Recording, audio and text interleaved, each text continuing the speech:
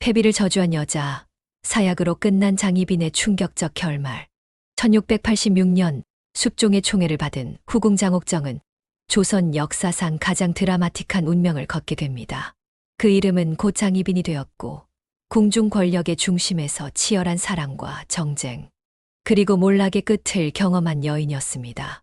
장옥정은 본래 궁궐의 한 귀퉁이에서 조용히 삶을 이어가던 궁녀였습니다. 하지만 그녀는 그저 평범한 궁녀가 아니었습니다. 단아한 외모는 물론이고 풍류를 즐길 줄 알았으며 글씨와 그림, 음악과 무용에도 능했습니다. 무엇보다도 장옥정은 사람의 마음을 꿰뚫는 특별한 감각을 지니고 있었습니다. 말없이 스쳐 지나가는 눈빛 속에도 온기를 담아낼 줄 알았고, 단 한마디의 대답에도 품격과 절제가 배어 있었습니다. 그런 그녀가 어느 날 숙종의 시선을 사로잡게 됩니다. 왕의 총애는 순식간에 궁 안팎의 이목을 집중시켰고, 장옥정은 곧 승은을 입은 후궁으로서 본격적인 궁중의 무대에 오르게 됩니다. 많은 이들은 그녀를 단순히 운이 좋은 후궁이라 여겼지만, 장옥정의 삶은 단순한 출세의 이야기로는 설명되지 않습니다. 그녀가 걸어간 길은 조선의 정치사 한가운데를 관통하며 권력과 사랑, 야망과 몰락이 교차하는 거대한 경랑 속에 놓인 한 여인의 치열한 생존기였습니다. 장옥정이 숙종의 총애를 받기 시작한 시점은 조선의 정치 지형이 크게 요동치던 때였습니다. 바로 서인과 남인, 양대 정파의 대립이 극에 달했던 시기였지요. 그녀의 집안은 남인 계열로 분류되었고, 장옥정이 후궁으로 부상한 일은 단순한 궁중 연애담을 넘어선 하나의 정치적 사건이기도 했습니다. 그녀가 숙종의 사랑을 독차지하며 후궁으로 책봉되자 남인 세력은 이를 계기로 빠르게 세를 회복합니다.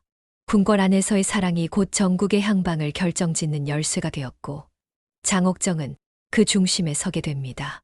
남인의 인물들은 조정 요직에 다시금 포진하며 권세를 되찾았고, 그 영향력은 하늘을 찌를 듯 커졌습니다. 반면 오랫동안 전국을 장악하고 있던 서인 세력은 위기의식을 느낄 수밖에 없었습니다. 특히 서인 출신의 인현왕후 민씨를 중심으로 이들은 조심스럽지만 강력한 반격의 움직임을 보이기 시작합니다. 장옥정 개인의 부상은 곧 남인의 부활이었고, 그 부활은 조선 정계에 다시 한번 파란을 예고하는 신호탄이었습니다. 그리고 이 정쟁은 훗날 궁중의 운명을 뒤흔드는 거대한 파도를 몰고 오게 되지요. 장희빈, 곧 장옥정은 인현왕후 민씨와 분명한 대조를 이루는 인물이었습니다. 인현왕후가 조용하고 정숙하며 전통적인 왕비의 이상형으로 비춰졌다면, 장희빈은 보다 뚜렷한 주관과 야망을 지닌 여인이었습니다. 그녀는 사랑받는 후궁의 자리에 안주하지 않았습니다. 오히려 스스로가 정치의 한 축이 되어 왕의 마음뿐 아니라 조정의 흐름까지도 움직이고자 했습니다. 단지 미모와 총애로 머물렀던 후궁이 아니라 조선 정치사 속에서 실질적인 영향력을 행사했던 실세 중의 실세였던 것입니다. 숙종 역시 그런 장희빈의 존재를 단순히 여인으로만 대하지 않았습니다. 그녀의 말에 귀를 기울였고, 그녀가 속한 남인 세력의 목소리에 힘을 실어주었습니다. 그렇게 시간이 흐르며 장희빈의 입지는 더욱 공고해졌고, 그녀의 뜻은 결국 왕의 결단을 이끌어내는 수준에 이르게 됩니다. 결국 조선의 중전이었던 인현왕후는 폐위되고 맙니다. 이는 단순히 후궁과 왕비 사이의 암투에서 비롯된 결과가 아니었습니다. 이는 조선 전국의 판이 바뀌는 이른바 기사환국이라 불리는 정권 교체의 결정적인 결과였던 것입니다. 그 중심에는 장희빈, 장옥정이라는 여인이 서 있었습니다. 인현왕후가 폐위되고 장옥정이 마침내 중전의 자리에 오르게 됩니다. 그녀에게 허락된 이 자리는 단지 왕비의 칭호에 머무르지 않았습니다. 그것은 곧 조선의 정치 권력을 한 손에 쥐는 상징과도 같은 자리였습니다. 장희빈이 된 장옥정은 더 이상 후궁이 아닌 조선 왕조의 중심이자 실질적인 권력의 한 축으로 우뚝 섰습니다. 그녀의 일가 역시 그 덕을 입어 조정의 요직을 차지했고, 궁 안팎의 흐름은 완전히 남인 중심으로 재편되었습니다. 하지만 권세는 언제나 그림자를 동반합니다. 정점에 올랐다는 것은 동시에 내려올 시간도 가까워졌다는 뜻이기도 하지요. 숙종은 시간이 흐를수록 장희빈의 달라진 모습을 하나씩 확인하게 됩니다.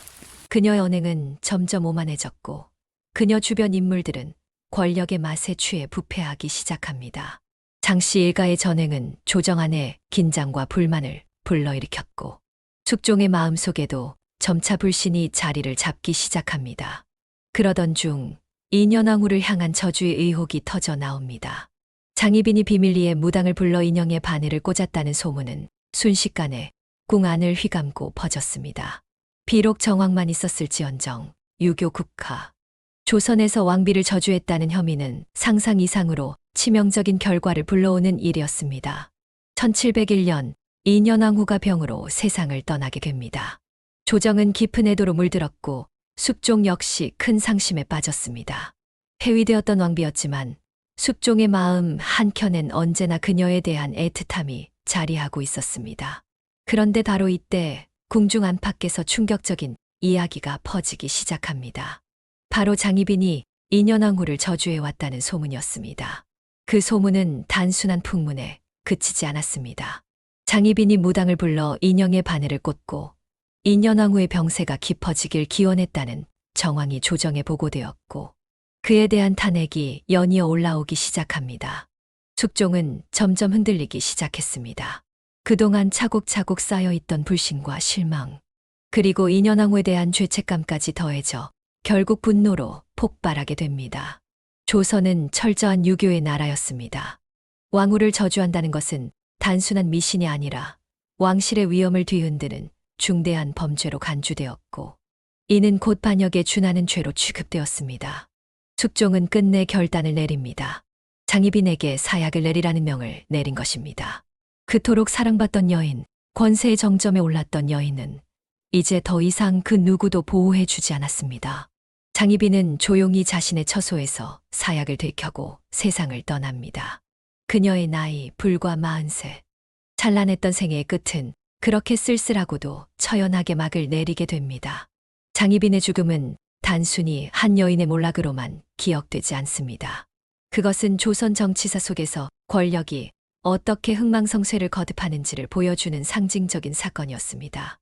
왕과 후궁, 그리고 당파의 정쟁 속에서 피어난 사랑과 야망. 그 끝에 남은 것은 더섭음과 깊은 비극이었습니다. 장희빈은 야망을 가진 여인이었습니다. 누구보다 높이 오르고자 했고 누구보다 확실하게 자신의 존재를 증명하고자 했습니다. 그녀는 뛰어난 재능과 총명함을 지녔고 숙종이라는 한 나라의 임금으로부터 절대적인 사랑까지 받았습니다. 하지만 역설적이게도 그녀의 비극은 바로 그 찬란함에서 시작되었습니다. 그 야망은 너무나 컸고 그 사랑은 지나치게 뜨거웠으며 그녀가 서 있던 자리는 항상 칼날 위와 같았습니다. 정치는 장희빈에게 기회이자 함정이었습니다. 궁중이라는 폐쇄된 공간 속에서 권력의 흐름은 매 순간 변했고 그 흐름을 잡기 위해 그녀는 끝없는 긴장과 싸움을 견뎌야 했습니다. 그녀를 지지하던 이들은 어느새 등을 돌렸고 그녀를 사랑하던 이조차 차가운 결단을 내려야 했습니다. 그녀는 살아있는 동안 누구보다 당했고 누구보다 치열하게 시대를 견뎌낸 여인이었습니다. 장희빈은 조선의 비극적인 인물로 많이 기억되곤 합니다. 그러나 그녀의 삶을 자세히 들여다보면 단지 한 여인의 추락으로만 정의할 수는 없습니다. 그녀는 조선이라는 거대한 역사 속에서 자신의 흔적을 뚜렷하게 남겼고 누구보다 강렬한 빛을 발했던 여성 중 한 사람이었습니다. 그 빛이 너무 눈부셔 오래 가지 못했을지라도 우리는 그 흔적을 잊어서는 안 됩니다. 장희빈, 장옥정. 그녀는 단지 숙종의 사랑을 받은 여인이 아니었습니다. 치열한 궁중의 한복판에서 정치와 권력, 운명과 사랑 사이에서 끊임없이 싸워야 했던 인물이었습니다. 그녀는 분명 조선이라는 시대를 살아낸 진정한 주인공 중 한 사람이었습니다. 조선 역사 속 가장 눈부시게 타올랐던 여인, 장옥정. 그녀의 빛과 그림자를 함께 돌아보며 권력과 사랑의 본질에 대해 다시 한번 생각해 보게 됩니다. 오늘도 역사물레 방아와 함께 해주셔서 감사합니다. 더 많은 조선의 인물 이야기와 감춰진 역사 속 비밀이 궁금하시다면 구독과 좋아요, 그리고 알림 설정으로 저희와 함께 걸어가 주세요. 당신의 관심이 더 깊은 이야기를 만들 수 있는 힘이 됩니다. 역사물레 방아였습니다. 감사합니다.